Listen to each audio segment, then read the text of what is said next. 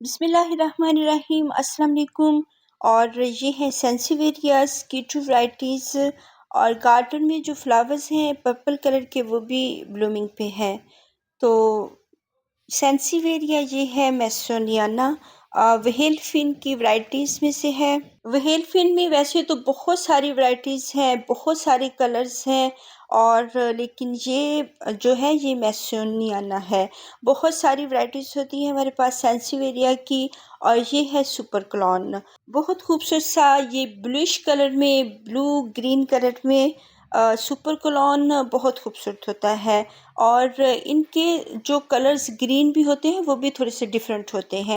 कुछ light green होते हैं, कुछ ब्लू ग्रीन होते हैं, और ग्रीन में भी थोड़ा सा डिफरेंस होता है।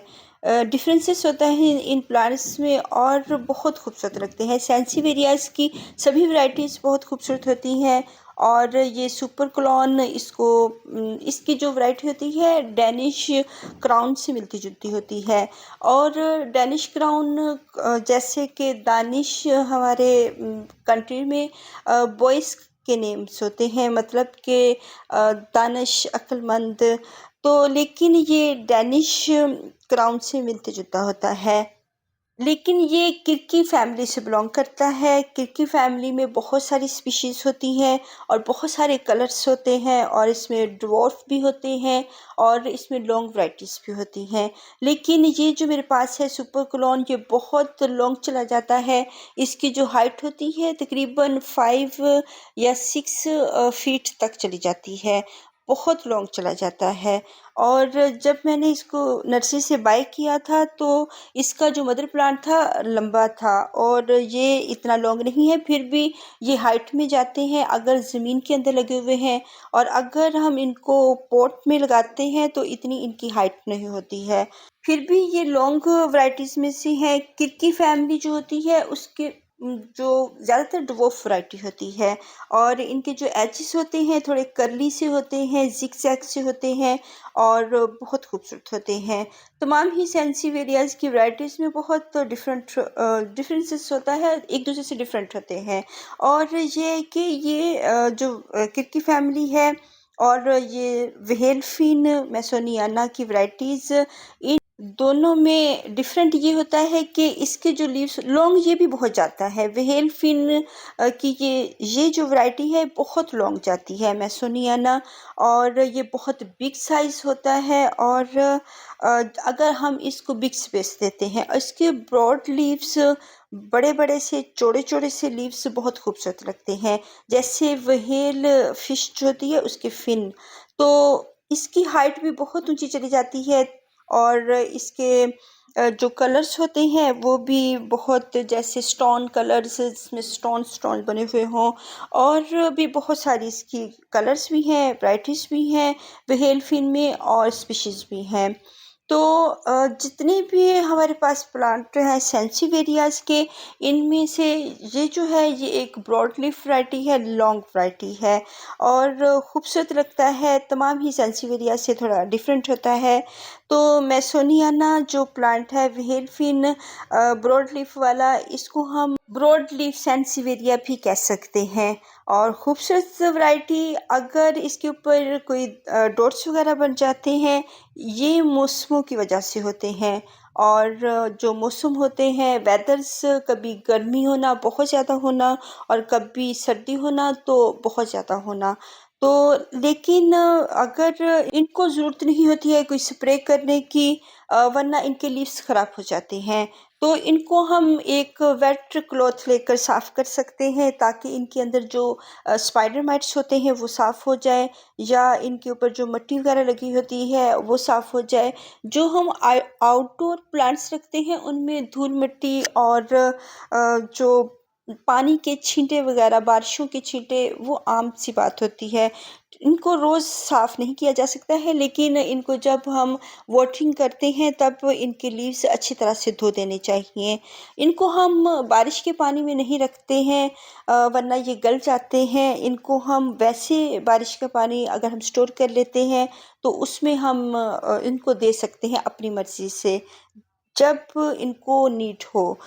ये सक्युलेंट फैमिली से बिलोंग करते हैं, और सक्यूलेंट फैमिली के जो प्लांट्स होते हैं उनको बहुत ज़्यादा वाटरिंग की ज़रूरत नहीं होती। तो बहरहाल फिर भी जो मेसोनियाना है, वेहेलफिन है, इसकी नीड कम है वाटरिंग की, जबकि ये जो सुपर क्लोन है और ब्लूइश कलर में इसके लीव्स हैं, तो इसको थोड़ी नीड ज़्यादा होती है क्योंकि इसके जो लीव्स हैं इतने मोटे नहीं हैं, थिक नहीं हैं। तो जो सेंसिविरियल थोड़े से छोटे होते हैं, स्मॉल साइज़ में होते हैं, या जिनके लीव्स थोड़े पतले से हों, तो उनकी नीड थोड़ी-सी कम होती है वाटरिंग की। तो इसका जो बेबी है वो नीचे से आ रहा है, तो इसकी फिर बहुत खुशी होती है कि इसकी अब प्रोपगेशन होगी, अब ये मदर प्लांट बन चुका है। जब हम बाय करते हैं हमें कटिंग्स के तौर पे ये मिलते हैं।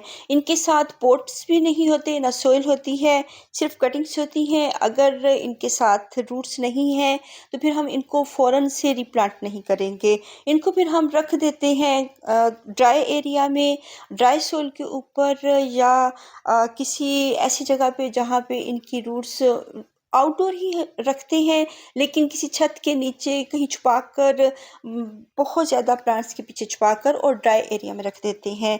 और जब इनकी रूट्स बननी शुरू हो जाती हैं तब हम इनको रिप्लांट करते हैं, फ़ौरन से रिप्लांट नहीं करेंगे। और जो मेसोनियाना है इसकी हम रिपोर्टिंग करेंगे। और ये स्पाइडर प्लांट का पोट मैंने लिया है जो कि इसको बहुत बिग है। स्पाइडर प्लांट को हम निकाल देंगे, उसका बिग पॉट हम लेंगे।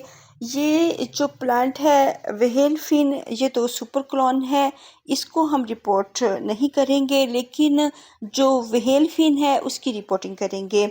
तो अगर इनकी जड़ें आ जाती हैं फिर हम इनको रिप्लांट कर देते हैं, वरना हम रिप्लांट नहीं करते हैं। तकरीबन 20 दिन के बाद इनकी रूट्स डेवलप होना शुरू हो जाती हैं, तो ड्राई सोल में हम इनको लगाते हैं और फिर तकरीबन और ज़्यादा दिन, 1 हफ़्ता या 12 दिन के बाद इनको हल्की सी वाटरिंग करते हैं। और प्लास्टिक पॉट में अगर प्लांट लगे हुए हैं, अब ये बहुत छोटा सा नर्सरी पॉट है, और जब मैं ये लेके आई थी वेहेलफिन तो एक प्लांट था और इसका बेबी थोड़ा सा अपीयर हो रहा था, सोइल से बाहर आ रहा था। सोइल इनको जितनी कोई सी भी दे लें, सोइल मीन्स कि अगर हार्ड सोइल भी है, बहुत पत्थर सोइल भी है, तो इनकी हैबिट होती है, जो सेंसिवेरियल्स होते हैं बहुत हार्ड सोइल से भी बाहर निकल आते हैं। इवन के बाज़ात ये गमले को भी तोड़ देते हैं और उसमें से बाहर निकलना शुरू कर देते हैं। अगर प्लास्टिक का पॉट है तब भी, और अगर क्ले पॉट्स जो होते हैं, क्ले पॉट्स होते हैं, वो भी ये तोड़ देते हैं। तो सोइल की कोई इतना इशू नहीं होता, इनको बहुत ज़्यादा वाटरिंग से या ओवर वाटरिंग से इशू होता है। अब हम इसको बिग स्पेस देंगे, लेकिन इसमें पानी को कंट्रोल करेंगे।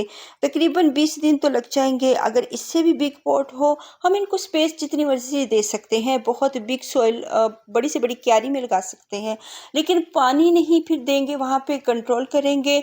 और ये जितनी बिग पॉट होता जाएगा फिर हम दिन बढ़ाते जाएंगे।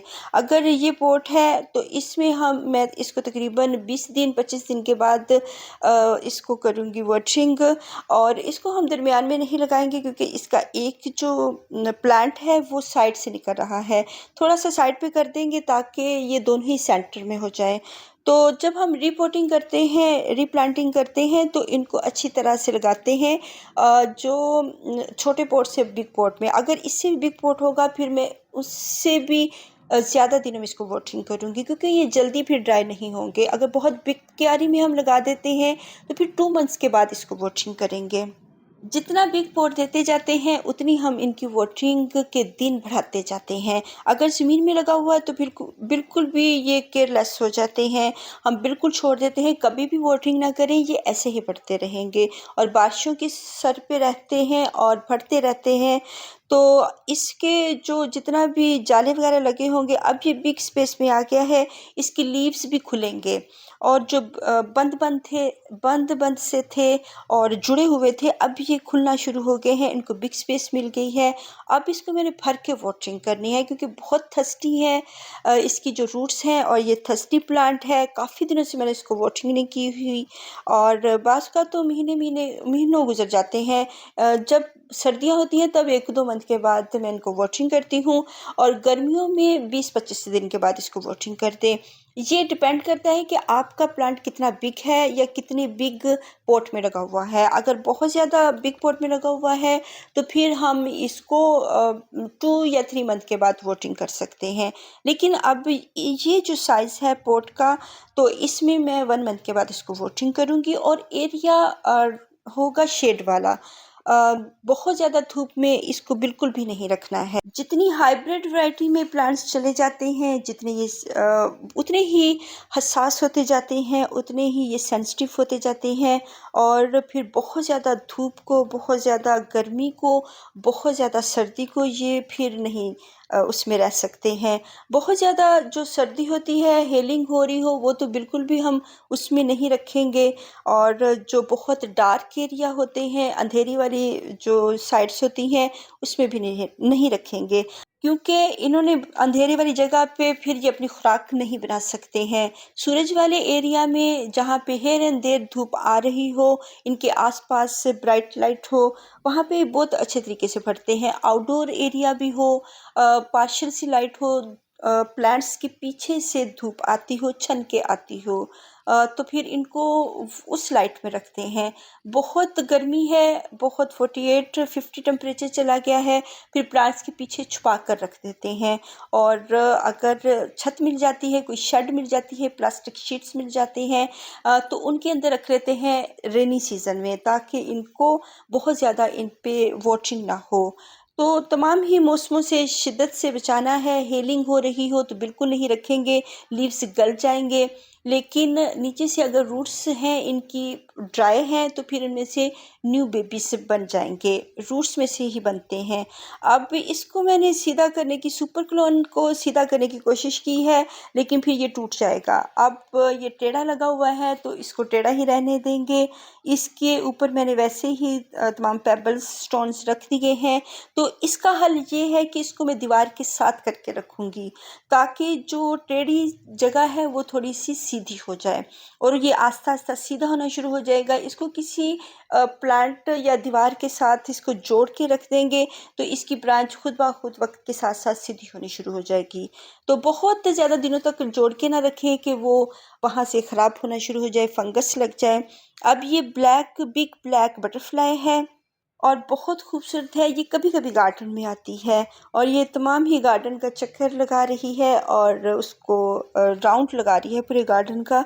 खूबसूरत सी एक ब्लैक कलर की ये बटरफ्लाई है और ये शाय होती है, बहुत शाय होती है। बहुत किसी के पास नहीं, अगर हम इसके पास आने की कोशिश करते हैं तो ये फ़ौरन से वहाँ से भाग जाती है। तो सेंसिटिव एरियाज़ जो प्लांट्स हैं, हम अभी मैंने इनको धूप वाले एरिया में नहीं रखा हुआ और ना ही हम रखेंगे। जितनी हाइब्रिड वैराइटीज़ हैं, जितनी भी होती हैं, ये सेंसिटिव होती हैं, इनको हम बहुत ज़्यादा वाटरिंग नहीं करेंगे, वरना ये रोट हो जाएंगे। अगर हम मैसोनियाना को 1 मंथ के बाद वाटरिंग करते हैं तो ब्लू जो प्लांट है मेरा सुपर क्रोन का, उसको 20 डेज़ के बाद, बस 1 हफ्ते का फ़र्क कर लें, क्योंकि ये जल्दी ड्राई होना शुरू हो जाते हैं। अल्लाह हाफिज़।